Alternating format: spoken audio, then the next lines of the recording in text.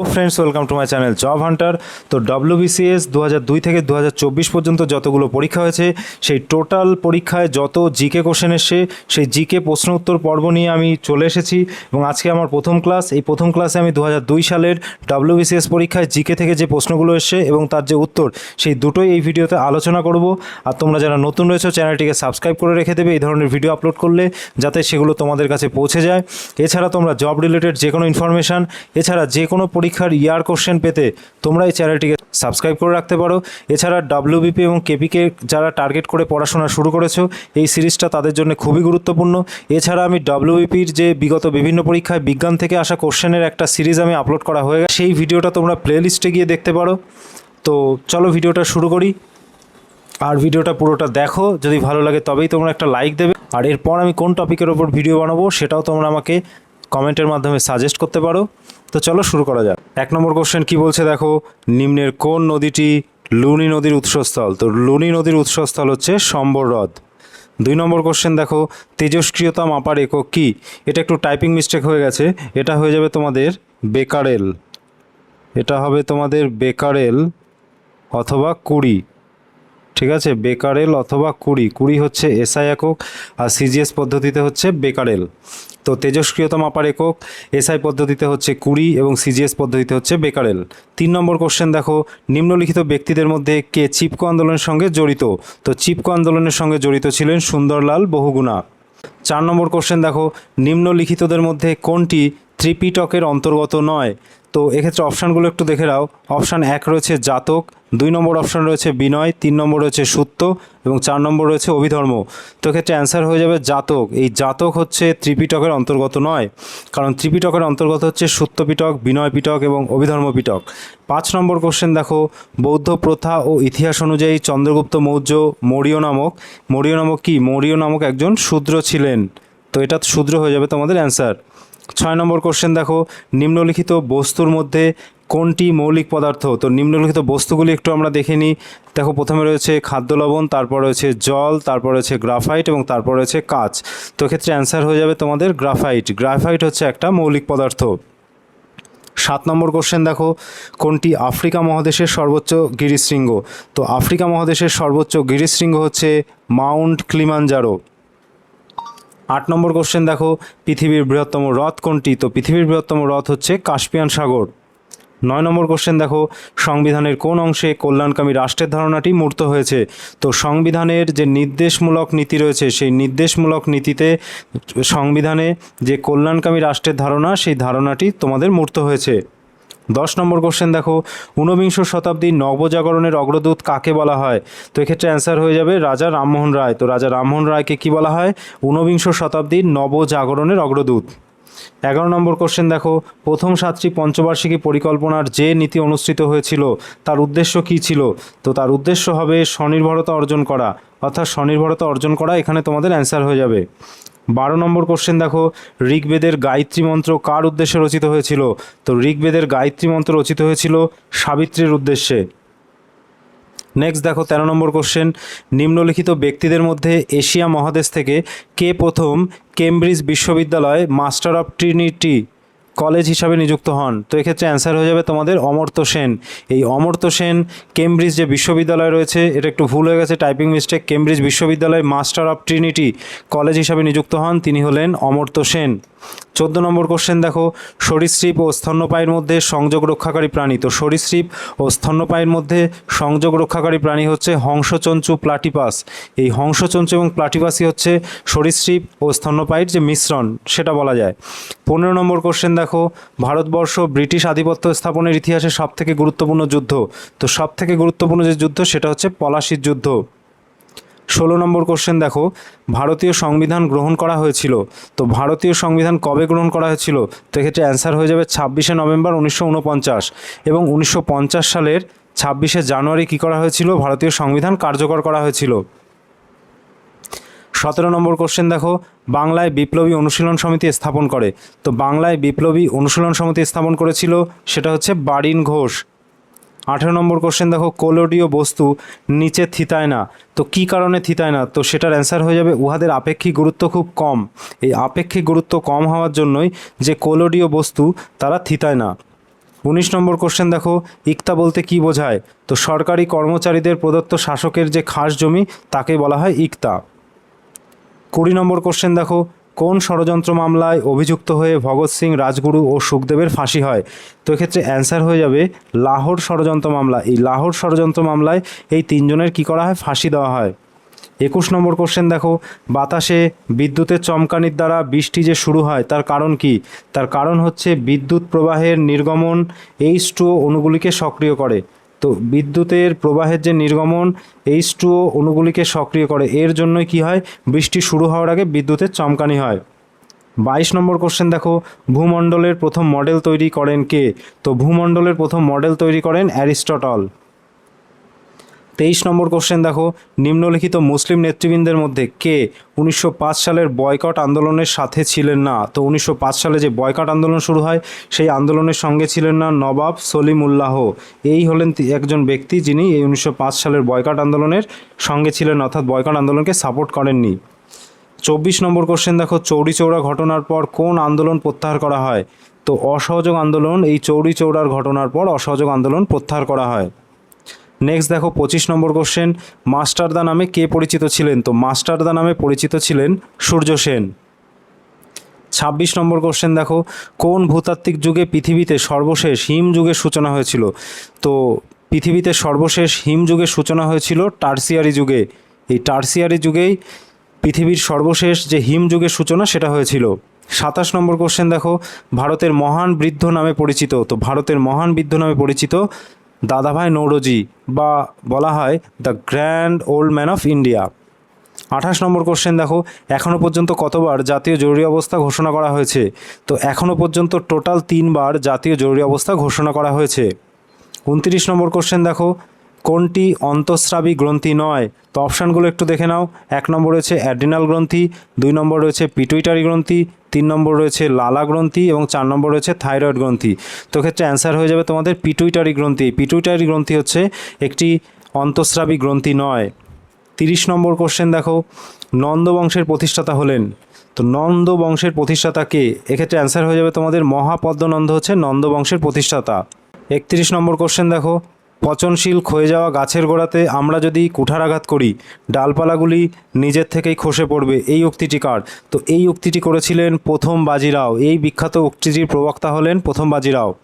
32 নম্বর question দেখো, ভারতের রাজনৈতিক ক্ষমতার মূল উৎস কী? তো ভারতের রাজনৈতিক ক্ষমতার মূল উৎস হচ্ছে জনগণ। 33 নম্বর কোশ্চেন দেখো, ভারতের বৃহত্তম সেচ প্রকল্প কোনটি? তো অপশানগুলো একটু দেখে নাও। 1 নম্বর রয়েছে দামোদর উপত্যকা প্রকল্প, 2 নম্বর রয়েছে ভাকরানাঙ্গাল প্রকল্প, 3 নম্বর রয়েছে নাগার্জুন সাগর প্রকল্প এবং 4 নম্বর রয়েছে রিহান্দ প্রকল্প। তো ভারতের বৃহত্তম প্রকল্প কিন্তু এখান থেকে দামোদর উপত্যকা পরিকল্পনা, কিন্তু ভারতের বৃহত্তম সেচ প্রকল্প, এই সেচ প্রকল্প যদি বলা হয় তা সেক্ষেত্রে অ্যান্সার হয়ে যাবে তোমাদের ভাকরানাঙ্গাল প্রকল্প। 34 নম্বর কোশ্চেন দেখো, নিম্নলিখিত কোন মূল অধিকারটিকে ডক্টর বি.আর. আম্বেদকর সংবিধানের কেন্দ্রবিন্দু বলে বর্ণনা করেছিলেন? তো ডক্টর বি.আর. আম্বেদকর সংবিধানের কেন্দ্রবিন্দু বলে মনে করেছিলেন সাংবিধানিক সংশোধনের অধিকার। খুবই গুরুত্বপূর্ণ, এই সাংবিধানিক সংশোধনের অধিকারকে ডক্টর বি.আর. আম্বেদকর সংবিধানের কেন্দ্রবিন্দু বলে বর্ণনা করেছিলেন। 35 নম্বর কোশ্চেন দেখো, আজ পর্যন্ত পৃথিবীতে সবথেকে বৃহৎ প্রাণী কোনটি? তো আজ পর্যন্ত পৃথিবীতে সবথেকে বৃহৎ প্রাণী হচ্ছে ডাইনোসর। 36 নম্বর কোশ্চেন দেখো, নিম্নলিখিত রাজাদের মধ্যে কারা প্রথমে ব্রাহ্মণদের ভূমিদান করে? তো সাতবাহন রায়, অ্যান্সার হয়ে যাবে তোমাদের সাতবাহন। এই সাতবাহন রায় সর্বপ্রথম ব্রাহ্মণদের যে ভূমিদান করার যে ব্যবস্থা সেই ব্যবস্থা শুরু করেছিলেন। 37 নম্বর কোশ্চেন দেখো, সম্পদের কার্যকারিতা তত্ত্ব কে ব্যাখ্যা করেন? তো সম্পদের যে কার্যকারিতা তত্ত্ব সেটি ব্যাখ্যা করে হচ্ছে ওয়েবার। 38 নম্বর কোশ্চেন দেখো, সিন্ধু সভ্যতার সময়কাল হলো। তো সিন্ধু সভ্যতার সময়কাল হচ্ছে তাম্রপ্রস্তর যুগের সভ্যতা। 40 নম্বর কোশ্চেন দেখো, সর্বপ্রথম সরলতম অণুবীক্ষণ যন্ত্র কে আবিষ্কার করেন? তো এক্ষেত্রে তোমাদের অ্যান্সার হয়ে যাবে লিউয়েন হক। এই লিউয়েন হক প্রথম সরল অণুবীক্ষণ যন্ত্র আবিষ্কার করেছিলেন। 40 নম্বর কোশ্চেন দেখো, প্রতিযোগিতামূলক পরীক্ষার মাধ্যমে সিভিল সার্ভিস ব্যবস্থায় কর্মী নির্বাচনের যে ব্যবস্থা করা হয় কত সালে? তো এক্ষেত্রে তোমাদের অ্যান্সার হয়ে যাবে 1833 সালে। 41 নম্বর দেখো, ভারতীয় সমস্যার একমাত্র সমাধান হলো ভারত বিভাজন, এটি কে বলেছেন? তো এই কথাটি, এই বিখ্যাত উক্তিটি করেছিলেন মোহাম্মদ আলী জিন্নাহ। 42 নম্বর কোশ্চেন দেখো, সাধারণ সবুজ পাতার নাম। তো সাধারণ সবুজ পাতার নাম হলো পল্লবপত্র, এই পল্লবপত্র হচ্ছে সাধারণ সবুজ পাতার নাম। 43 নম্বর কোশ্চেন দেখো, উজ্জয়িনী কোন নদীর তীরে অবস্থিত? তো উজ্জয়িনী হচ্ছে শিপ্রা নদীর তীরে অবস্থিত। তো নদীটার নাম হচ্ছে শিপ্রা, এবং এই শিপ্রা নদীর তীরে যে বিখ্যাত শহর সেটা হচ্ছে উজ্জয়িনী। 44 নম্বর কোশ্চেন দেখো, রকি পর্বতের সর্বোচ্চ শৃঙ্গ কোনটি? তো রকি পর্বতের সর্বোচ্চ শৃঙ্গ হয়ে যাবে মাউন্ট ম্যাককিনলে। এই মাউন্ট ম্যাককিনলে হচ্ছে রকি পর্বতের সর্বোচ্চ শৃঙ্গ। 45 নম্বর কোশ্চেন দেখো, মুসলিম লীগ ঘোষিত প্রত্যক্ষ সংগ্রাম কবে শুরু হয়? অর্থাৎ 1946 সালের 14ই আগস্ট এই যে মুসলিম লীগ ঘোষিত যে প্রত্যক্ষ সংগ্রাম দিবস, সেই দিবস শুরু হয় এই 1946 সালের 14ই আগস্ট। 46 নম্বর কোশ্চেন দেখো, মালাক্কা প্রণালী কোন দুটি দেশের মধ্যে অবস্থিত? তো মালাক্কা প্রণালী সুমাত্রা এবং মালয়েশিয়ার মধ্যে অবস্থিত। 47 নম্বর কোশ্চেন দেখো, ডুরান্ড রেখা কোন দুটি দেশের সীমানা নির্ধারণ করে? তো ডুরান্ড রেখা ভারত ও আফগানিস্তানের মধ্যে সীমানা নির্ধারণ করে। 48 নম্বর কোশ্চেন দেখো, করেঙ্গে ইয়ে মরেঙ্গে কোন আন্দোলনের মন্ত্র? তো এই উক্তিটি করা হয়েছিল ভারত ছাড় আন্দোলনে, এবং করেছিলেন কে? সেটা হচ্ছে মহাত্মা গান্ধী।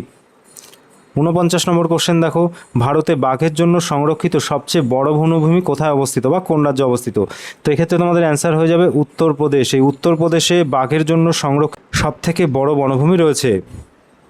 50 নম্বর কোশ্চেন দেখো, 1908 সালে মুজফ্ফরপুরের যে কুখ্যাত বিচারক কিংসফোর্ডের প্রাণনাশের চেষ্টা করেছিলেন। তো মুজফ্ফরপুরে যে কিংসফোর্ড, সেই কিংসফোর্ডের প্রাণনাশের চেষ্টা করেছিলেন কারা? তো এক্ষেত্রে অ্যান্সার হয়ে যাবে ক্ষুদিরাম বোস এবং প্রফুল্ল চাকি। 51 নম্বর কোশ্চেন দেখো, কালিকো কথাটি বলতে কি বোঝায়? তো কালিকো কথাটি বলতে বোঝায় সুতি বস্ত্র। এই সুতি বস্ত্রকে বলা হয় কালিকো। 52 নম্বর কোশ্চেন দেখো, নিম্নলিখিত রাষ্ট্রগুলির মধ্যে কোনটি ভারতের সীমান্তে অবস্থিত নয়? তো অপশানগুলো দেখে নাও। 1 নম্বরে রয়েছে মায়ানমার, 2 নম্বরে রয়েছে আফগানিস্তান, 3 নম্বরে রয়েছে বাংলাদেশ, 4 নম্বরে রয়েছে চীন।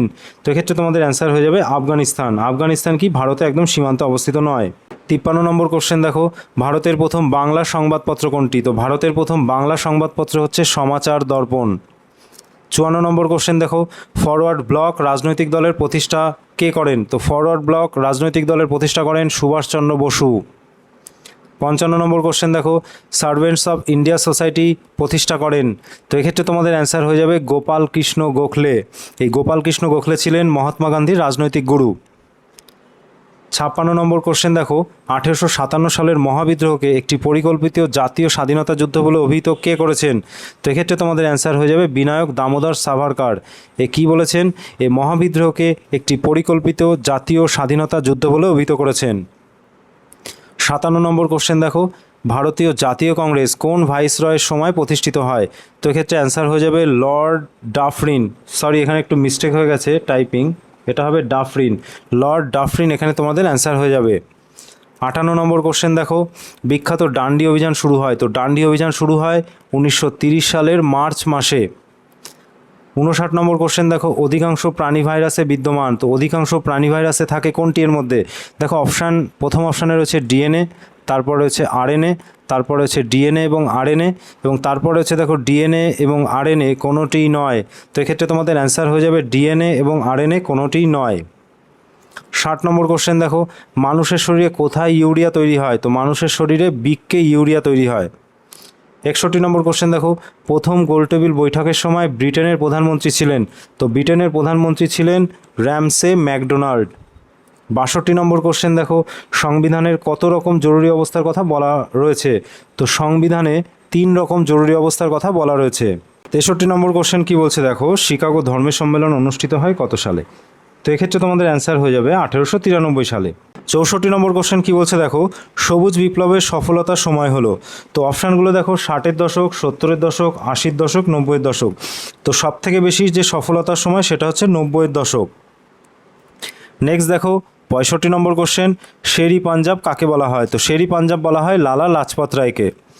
66 নম্বর কোশ্চেন দেখো, ব্রিটিশ শাসনের সময় ভারত থেকে যে ধন নির্গমনের তত্ত্ব প্রচার করে? তো এক্ষেত্রে তোমাদের অ্যান্সার হয়ে যাবে এই তত্ত্ব প্রচার করে দাদাভাই নওরোজি, বা এটাকে বলা হয় সম্পদের নির্গমন তত্ত্ব। 67 নম্বর কোশ্চেন দেখো, নিম্নলিখিত কোন ধাতুটি সর্বোৎকৃষ্ট তাপ ও বিদ্যুৎ পরিবাহী? তো সর্বোৎকৃষ্ট তাপ এবং বিদ্যুতের পরিবাহী হচ্ছে তামা। 68 নম্বর কোশ্চেন দেখো, আব্দুর রাজ্জাক কোন শাসকের রাজ্যে পর্যটন করেন? তো আব্দুর রাজ্জাক পর্যটন করেছিলেন দ্বিতীয় দেবরায়ের রাজত্বকালে, তিনি পর্যটন করেছিলেন সেই দ্বিতীয় দেবরায়ের যে রাজ্য সেই রাজ্যে। 69 নম্বর কোশ্চেন দেখো, কৃষ্ণদেব রায় তার বিখ্যাত গ্রন্থ অমুক্তমাল্যদ রচনা করেন কোন ভাষায়? তো এক্ষেত্রে তোমাদের অ্যান্সার হয়ে যাবে তেলেগু ভাষায়। 70 নম্বর কোশ্চেন দেখো, 1760 সালে জার্মানিতে ভারতের ত্রিবর্ণ রঞ্জিত জাতীয় পতাকার উত্তোলন করেন? তো কে উত্তোলন করেন? এক্ষেত্রে তোমাদের অ্যান্সার হয়ে যাবে মাদাম কামা। 71 নম্বর কোশ্চেন দেখো, ভারত সরকার রাওলাট আইন প্রবর্তন করেন কত সালে? তো এক্ষেত্রে তোমাদের অ্যান্সার হয়ে যাবে 1919 সালে ভারত সরকার যে রাওলাট আইন সেই আইন প্রবর্তন করে, অর্থাৎ ব্রিটিশ সরকার। 72 নম্বর কোশ্চেন দেখো, যে রাজ্যের একটি অংশ আলাদা করে ছত্তিশগড় রাজ্যের সৃষ্টি হয় সেটি হলো? তো সেই রাজ্যটি হচ্ছে মধ্যপ্রদেশ। এই মধ্যপ্রদেশের এক অংশ আলাদা করে দিয়ে একটা আলাদা রাজ্য গঠন করা হয়, সেটা হচ্ছে ছত্তিশগড়। 73 নম্বর কোশ্চেন দেখো, সিন্ধু কোন নদী গোষ্ঠীর অন্তর্গত? এই যে সিন্ধু, এটা হচ্ছে পূর্ববর্তী নদী গোষ্ঠীর অন্তর্গত।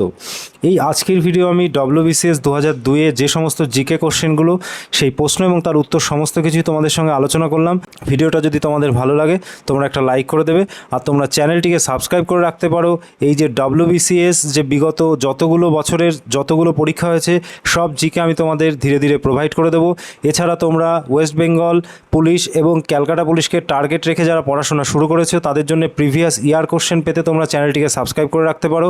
এবং কিছু ইয়ার কোশ্চেন আমার ছাড়া হয়ে গেছে, যেমন সায়েন্স থেকে আসা যে সমস্ত WBPতে যে সমস্ত প্রশ্ন রয়েছে 2005 থেকে 2024 পর্যন্ত, তোমরা গিয়ে প্লেলিস্টে দেখে নিতে পারো।